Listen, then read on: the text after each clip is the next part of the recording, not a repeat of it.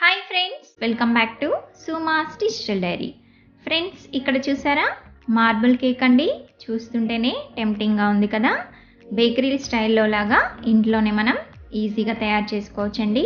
చాలా చాలా బాగుంటుంది. ఇంకెందుకు లేటు, ఈ మార్బుల్ కేక్ ఎలా తయారు చేసుకోవాలో కావలసిన పదార్థాలు ఏంటో లేట్ చేయకుండా చూసేద్దామా. దీనికోసం ముందుగా ఒక మిక్సీ జార్ తీసుకోండి. ఇందులో ఒక 2 ఎగ్స్ని పగలగొట్టి ఇందులో వేసుకోవాలి. ఇలా వేసుకున్న తర్వాత ఇందులోనే 3/4 కప్ రీఫైండ్ ఆయిల్ని కూడా వేసుకోండి. ఇంకా 1 స్పూన్ వెనిలా ఎసెన్స్ వేసుకొని దీన్ని బాగా మిక్సీ చేసుకోవాలి. ఇప్పుడు ఒక మిక్సింగ్ బౌల్ తీసుకొని ఇందులో నేను చూపించిన కప్పు సైజు మైదా తీసుకోవాలండి. దాన్ని మనం ఇప్పుడు జల్లించుకోవాలి. ఎందుకంటే కేక్కి మనము ఫస్ట్ పిండి అయినా సరే అండి, ఏదైనా జల్లించుకుంటేనే కేక్ సాఫ్ట్గా వస్తుంది. పిండి జల్లించిన తర్వాత ఇక్కడ నేను 3/4 కప్ షుగర్ పౌడర్ వేస్తున్నానండి. ఫ్రెండ్స్, మీకు స్వీట్ ఎక్కువగా కావాలంటే ఆ కప్పు నిండా షుగర్ పౌడర్ వేసుకోవాలి.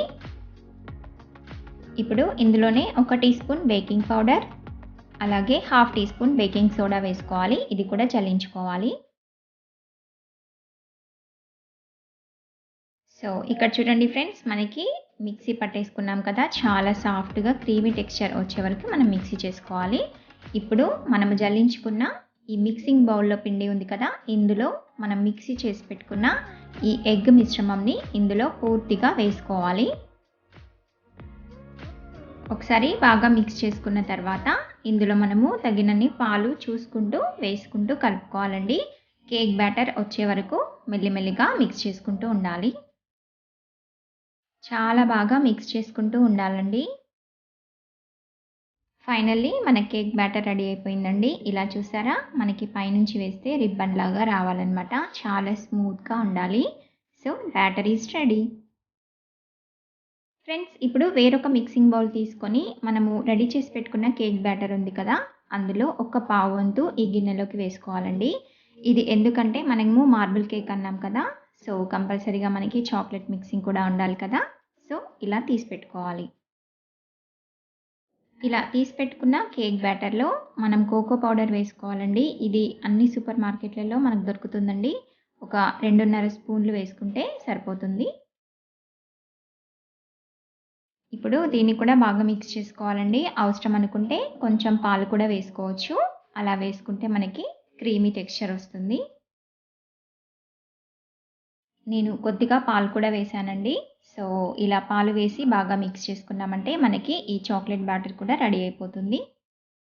ఇప్పుడు ఒక కేక్ ప్యాన్ తీసుకొని అందులో కొద్దిగా ఆయిల్ స్ప్రెడ్ చేసి పిండి వేసుకొని మొత్తము ప్యాన్కి సరిపోయేలాగా స్ప్రెడ్ చేసుకోవాలి. ఒకవేళ బటర్ పేపర్ ఉన్నా సరిపోతుందండి. ఇప్పుడు ఇందులో మనం రెడీ చేసి పెట్టుకున్న ఫస్ట్ వెనిలా మిశ్రమంని వేసుకోవాలి కొద్దిగా. ఇప్పుడు దీనిపైన చాక్లెట్ మిశ్రమంని కూడా వేసుకోవాలి. ఇలా మొత్తం మనకి బ్యాటర్ అయిపోయే వరకు 1 by 1 వేసుకుంటూ ఉండాలండి. ఫస్ట్ మళ్ళీ చాక్లెట్ వేసుకున్నాం కదా, ఇప్పుడు వెనిలా. ఇప్పుడు ఈ వెనిలా వేసుకున్న తర్వాత మళ్ళీ చాక్లెట్, ఈ విధంగా మొత్తం వేసుకోవాలి.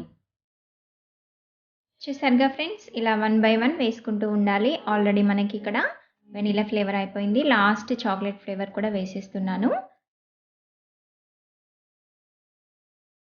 సో ఫ్రెండ్స్, ఇప్పుడు కేక్ బ్యాటర్ మొత్తం వేసేసుకున్నాం కదా.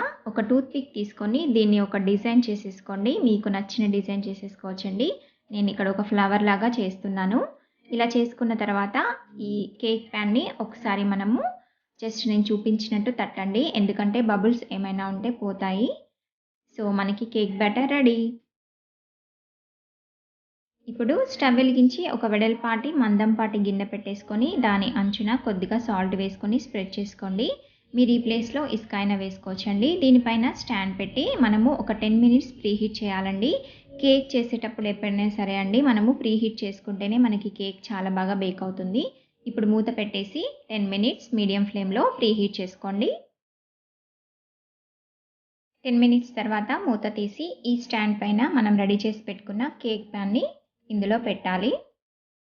ఇలా పెట్టిన తర్వాత మూత పెట్టేసి ఒక 40 మినిట్స్ మనం సిమ్లోనే బేక్ చేసుకోవాలండి.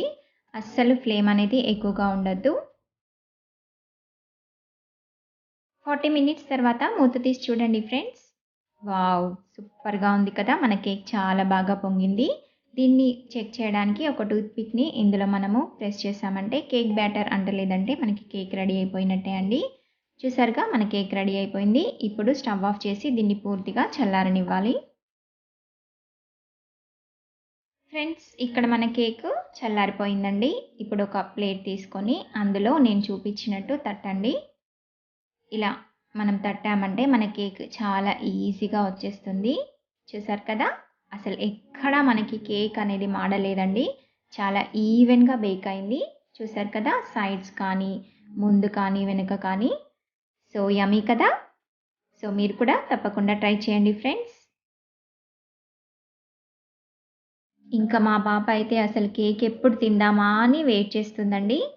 ఫైనల్లీ నేనైతే కట్ చేసి ఇచ్చాను. తను తింటూ చాలా బాగా ఎంజాయ్ చేస్తుంది. కేక్ చాలా బావుందని కూడా చెప్పిందండి. సో, ఫ్రెండ్స్ ఇదండి. ఇప్పుడైతే సమ్మర్‌లో పిల్లలు ఏదో ఒకటి స్నాక్ అడుగుతూ ఉంటారు కదా! సో, ఇలా మార్బుల్ కేక్ చేసి పెట్టండి. చాలా టేస్టీగా ఉంటుంది. పిల్లలు కూడా చాలా ఇష్టంగా తింటారు. సో, ఫ్రెండ్స్ ఇదండి. ఈ రెసిపీ మీకు నచ్చిందా? నచ్చినట్లయితే ప్లీజ్ ఛానల్‌ని సబ్స్క్రైబ్ చేసుకోండి. Thank you for watching.